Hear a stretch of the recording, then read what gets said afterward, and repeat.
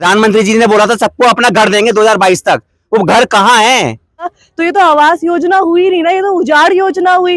जन आवास योजना, उसका नाम बदल के आप नाम रख दीजिए जन उजाड़ योजना। ये जानते हैं 6 महीने से इतना बड़ा घोटाला हुआ है, प्रशासन ने मिलके घोटाला किया है। नमस्कार, मेरा नाम भाविका हिंदुस्तानी। जो देखते हैं वो बोलने के आदी हैं और शहर वाले कहते हैं हम सबसे बड़े फसादी हैं। नमस्कार, मेरा नाम पार्थ हिंदुस्तानी और गुरुग्राम की अनदेखी समस्याओं को लेकर आज हम खड़े हैं सेक्टर 68 के मायरा के परेशान रेजिडेंट्स के साथ। ब्रह्मा विष्णु शंकर पार्वती राम रावण करण अर्जुन हरभाई कृष्ण और कंस, सबकी जुबान पर एक ही बात चल रही है कि इनको इंसाफ मिलेगा कि नहीं। जी हाँ, तो जैसा कि आप सभी लोग देख सकते हैं कि हमारे साथ खड़े हैं आज माहेरा के परेशान रेजिडेंट्स, वो भी इतनी गर्मी में। और ये लोग परेशान इसलिए है क्योंकि ये 2 महीने से लगातार दर दर ठोकरे खा रहे हैं। प्रशासन के पास जा रहे हैं, नेता मंत्री के पास जा रहे हैं, सबके पास जा चुके, जहां इनको लगता था कि हाँ अब इनको इनका हक मिल जाएगा, लेकिन अभी तक भी इनको इनका हक नहीं मिला। और इनको अभी भी उम्मीद की कोई किरण नहीं दिख रही है कि इनको इनका हक मिलेगा, इनको इनका फ्लैट मिलेगा। मोदी जी का 2022 तक का नारा है, मोदी जी का सपना घर हो अपना, लेकिन इन लोगों को तो रोड पर ला दिया। अब इनके साथ ये धरने पर ये इनके बच्चे भी है और जिनके स्कूल जाने की उम्र है वो इनके साथ धरने पर बैठे हैं क्योंकि इनको भी अपना घर चाहिए। और तो और ये पागल है क्या, ये सारी रेजिडेंट पागल है कि ये रोज ना रोज कोर्ट कचहरी के चक्कर काट रही है। अब गलती बायर की है, पर उस प्रशासन के अधिकारी की है जिसने फेक कागजात एक्सेप्ट करे हैं।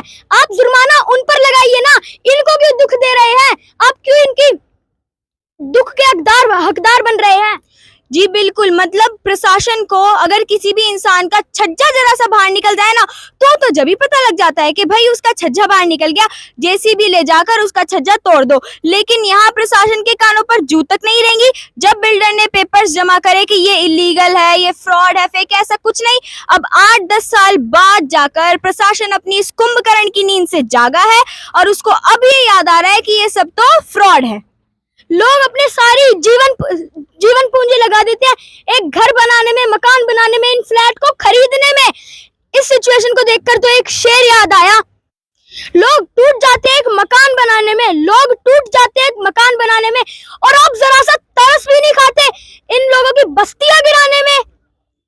जी बिल्कुल, तो अब प्रश्न ये उठता है कि क्या प्रशासन ये सब जानबूझकर कर रहा है? क्या प्रशासन इनको जानबूझकर इनके फ्लैट नहीं देना चाह रहा? तो चलिए अब ये सब पूछते हैं मायरा के परेशान रेजिडेंट से। और भाई अब रिजाई पे से लिहाफ तारेंगे जी, तो आप हमें बताइए आप क्या क्या संघर्ष कर रहे हैं, कहाँ कहाँ जा चुके हैं?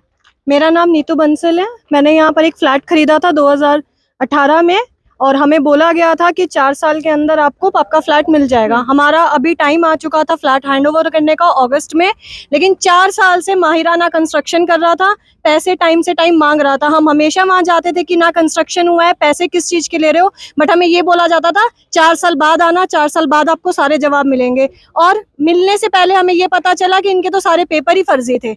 उसके बाद डीटीसीपी ने हमें बोला कि आप हमारे पास आओ, अपने सारे प्रूफ दो, हम आपको 15 दिन के अंदर अंदर कोई ना कोई निर्णय देंगे। लेकिन 15 दिन में तो वहाँ के सारे ऑफिसर्स का ट्रांसफर ही कर दिया। अब हमें नहीं पता घपला कहाँ चल रहा है, लेकिन परेशान ये सारे हो रहे हैं। सबकी नौकरियां हैं, सबका घर बार है, लेकिन सबको रोज इतनी धूप में आकर प्रोटेस्ट करना पड़ता है। क्यों? क्योंकि हमने हमारी सारी मेहनत की पूंजी इसमें जमा कर दी, लेकिन हमें अब कोई उम्मीद नहीं है कि हमें घर मिलेगा। हमारी सिर्फ ये रिक्वेस्ट है, हमें ये घर चाहिए, इसका कंस्ट्रक्शन पूरा करो, हमें जल्दी से जल्दी हमारा घर हैंडओवर करो। जी धन्यवाद। तो आप देख सकते हैं कि यहाँ के ये जो रेजिडेंट्स है ये कितने ज्यादा परेशान हो चुके हैं, कितने ज्यादा। जी तो अब आप हमें बताइए। जी मेरा नाम ध्रुव है, मेरा नाम ध्रुव है और देवेंद्र जी एडिशनल चीफ सेक्रेटरी जी के यहाँ पे केस चल रहा है महिरा 68 का। हम सर से यही रिक्वेस्ट करते हैं, सर जजमेंट जल्दी से जल्दी दीजिए। 6 महीने हो गए, हमारा घर, हमारी कंस्ट्रक्शन होल्ड पे है। अगर ऐसे ही चलता रहा तो 4-5 साल बाद हमें ये प्रोजेक्ट मिलेगा।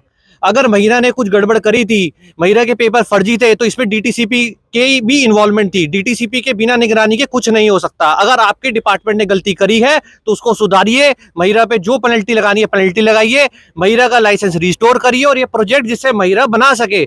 हम सालों साल 5-5 साल वेट नहीं कर सकते। यहाँ पे बायर्स गरीब 25-25 लाख रुपए देके हम ईएमआई भी भर रहे हैं, रेंट भी दे रहे हैं, धक्के खा रहे हैं। ना तो आज तक पांडुरंग जी हमसे मिले हैं, ना ही सीएम खट्टर जी हमसे मिले हैं, ना ही दुष्यंत चौटाला जी हमसे मिले हैं। सारे अधिकारी जब ये जानते हैं 6 महीने से इतना बड़ा घोटाला हुआ है, प्रशासन ने मिलके घोटाला किया है, तो बायर से मिलिए। बायर बहुत परेशान है, धड़ धड़ हम रोज आके रोड्स पे प्रोटेस्ट कर रहे हैं। प्लीज हमारी रिक्वेस्ट है, इस प्रोजेक्ट को स्टार्ट करिए, महिला को प्रोजेक्ट दीजिए। जी, तो जब माहिरा वाले रेडी हैं तो प्रशासन क्यों आखिर एक्शन नहीं ले रहा है? सर नमस्कार, मेरा नाम लक्षित है। मैं 68 माहिरा 68 का बायर हूँ और यहाँ पर प्रोजेक्ट में मैंने 4 साल पहले पैसे लगाए थे। सब कुछ अपना जोड़ जाड़ के इकट्ठा करके यहाँ पर मैंने पैसे लगाए थे। प्रधानमंत्री जी के लिए मैंने पैसे लगाए थे। प्रधानमंत्री जी ने बोला था सबको अपना घर देंगे 2022 तक। वो घर कहाँ है? कब मिलेगा मेरे को मेरा घर? मैं रेंट भी दे रहा हूँ, EMI भी दे रहा हूँ और बाकी यहाँ पर प्रोटेस्ट में भी आ रहा हूँ और अपना ऑफिस भी छोड़ रहा हूँ। ऑफिस में भी मैं छोड़ के आता हूँ तो मेरी वहाँ पर पेनल्टी लगती है और वहाँ से आता हूँ तो मेरे को वहाँ पर भी पैसे खर्च करने पड़ते हैं। यहाँ पर भी लोगों के साथ धक्के खा रहा हूँ। छोटे छोटे बच्चे आए हुए हैं, फैमिली आई हुई है। हमें हमारा घर कब मिलेगा? ना CM खट्टर साहब कुछ कर रहे हैं, ना DTCP कुछ कर रहा है। गलती करी DTCP ने या माहिरा ने, तो हम क्यों भुगते हैं? हमने पैसे पूरे दे दिए, हमारा घर दो। 4 साल की ड्यूटी है ना आपको घर देने के लिए। अगर वो नहीं देती है तो प्रशासन देना हमारा घर। कौन देगा घर? प्रशासन दे, माहिरा दे, प्रधानमंत्री मोदी दे, CM खट्टर जी दे, कोई भी दे, हमें हमारे घर चाहिए। अगर कल से कोई EMI पे जो इंटरेस्ट लगेगा उसका कौन लेगा? उसको बियर कौन करेगा? मैं तो नहीं कर सकता ना। 4 साल का मोदी जी ने हमें विश्वास दिलाया था कि 4 साल के पीरियड के अंदर प्रधानमंत्री आवास योजना या किसी भी आवास योजना में अफोर्डेबल में आपको घर मिलेगा। 4 साल पूरे होने जा रहे हैं, घर कुछ मिल नहीं रहा। लास्ट मोमेंट पे आके बोलते हो कि अब इसमें ये फ्रॉड है। तो फ्रॉड हमने तो नहीं किया ना। हमने तो आपके डॉक्यूमेंट देख के आपको पैसे दिए, सारे पैसे टाइम पे दे दिए। टाइम पे देने के बाद भी हमें हमारा घर टाइम पे चाहिए ना। गिव एंड टेक वाली बात होती है ना। हम अपना ऑफिस छोड़ के यहाँ धक्के खा रहे हैं, क्यों खाएं? अब लोग यहाँ के इतने परेशान हैं मोदी जी, मुझे तो लग रहा है जो आपकी योजना थी ना, जन आवास योजना, उसका नाम बदल के आप नाम रख दीजिए जन उजाड़ योजना। और इस सारी गलती आई प्रशासन की, जिस अधिकारी ने फ्रॉड पेपर लिए थे, फिर बाद में तो कहते हैं इल्लीगल है, फ्रॉड है। जी, तो हम प्रशासन से ये अपील करते हैं कि आप जल्द से जल्द इन माहिरा वालों की बात सुने और जल्द से जल्द इसका कोई भी निवारण करें। तो अब इस DTCP का कहना है कि डॉक्यूमेंट्स फ्रॉड है, रेरा कह रहा है रेरा के अकाउंट में पैसे नहीं है, तो ये सारी जिम्मेदारी बायर्स की नहीं है। तो अब 2022 में आके उनको रियलाइज हो रहा है कि डॉक्यूमेंट्स गलत है और उनको लाइसेंस कैंसिल कर देना चाहिए। और रही बात रेरा की, रेरा ये अश्योर करता है लोगों को कि हम बैठे हैं, हम आपका मकान दिलाएंगे, कोई बिल्डर इस पे फ्रॉड नहीं कर सकता आज की डेट में। बट ये सब गलत वादे हैं, सब गलत दावे हैं। ये 70% पैसा एस्क्रो अकाउंट में होना चाहिए और बिल्डर के अकाउंट में पैसा ही नहीं निकला। तो इसमें बायर्स की कोई गलती नहीं है, इसमें रेरा और DTCP इन्वॉल्व है। तो उनको मैं ये रिक्वेस्ट करती हूँ CM साहब से, मैं ये रिक्वेस्ट करती हूँ PM सर से कि प्लीज इस चीज पे आप अपने ऑर्डर्स दीजिए ताकि इस पे इंक्वायरी हो कि DTCP है, रेरा है, इन लोगों के होते हुए हम बायर्स के साथ इतना बड़ा फ्रॉड कैसे हो गया।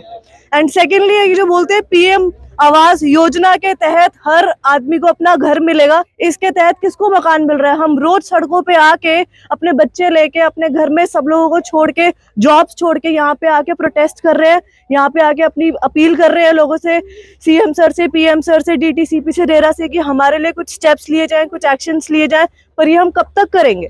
हमें इस चीज पे एक कंक्लूसिव आंसर चाहिए और जल्दी से जल्दी चाहिए, because it's high time now. Thank you. जी, आपका बहुत बहुत धन्यवाद। तो हम प्रशासन से ये अपील करना चाहते हैं कि आप जल्द से जल्द इनकी बात सुने और दिवाली पे इनका दिवाला ना निकाले। इनको दिवाली से पहले इनका घर मिल जाना चाहिए, क्योंकि और भाई देख क्या रहे हो, चैनल को सब्सक्राइब करो, लाइक करो और वीडियो को शेयर करो, क्योंकि जिस अंदाज में हम खबरें दिखाते हैं ना, वैसे कोई नहीं दिखाता। धन्यवाद। मजा आया और मैं ये जो मजा है हिंदुस्तान के हर व्यक्ति को देना चाहता हूँ। हमने प्रधानमंत्री जी से हमारी यही गुजारिश है कि जो आपकी योजना है, आपकी योजना धरातल पर वो सारी ठीक तरह से योजना लागू हो भी पा रही है या नहीं, ये प्लीज इस चीज को इंश्योर कीजिए, क्योंकि प्रशासन आपके सारी योजनाओं को फेल कर रहा है। इनका सीधा सा मकसद है कि 35 साल तक सिर्फ घूस खानी है इन्होंने, किसी भी तरह से, चाहे कोई सी सरकार आए, BJP आए, कांग्रेस आए, इन्हें कोई मतलब नहीं है किसी से। असली सरकार तो इन्हीं की चल रही है। वो एक फेमस डायलॉग है एक फिल्म का कि भाई सरकार किसी की भी हो, पावर तुम्हारे हाथ में है। इन लोगों का सीधा सा मकसद ये है, सीधा सोल रहता है। इनको ज्यादा से ज्यादा डर ही नहीं रहता किसी चीज का कि ज्यादा से ज्यादा क्या होगा, ट्रांसफर हो जाएगा और उसके बाद तरक्की होगा, प्रमोशन होगा, लोग चाहे धक्के खाएं। मेरी हरियाणा के जो CM है खट्टर साहब, उनसे ये रिक्वेस्ट है कि सर आपके गवर्नमेंट में क्या काम हो रहा है आप जरा देखिए। आप बड़े बड़े वादे करते हैं जनता से, लेकिन आपके जो नीचे ऑफिसर्स हैं, जो डिपार्टमेंट्स हैं, क्या आपको पता है क्या काम कर रहे हैं और किस तरह से काम कर रहे हैं? इनके चक्कर में आपका वोट बैंक तो जाता है, आपको गवर्नमेंट को भी लोग उल्टा सीधा गालियां देते हैं। आपसे मेरी रिक्वेस्ट है, प्लीज आप जागिए और इन लोगों को भी आके खोलिए, इनको बोलिए कि प्लीज आप काम करिए, थोड़ा सा जो आपको रिस्पॉन्सिबिलिटीज दी गई है उनको प्रॉपर तरीके से काम करिए, उनको करिए पूरा।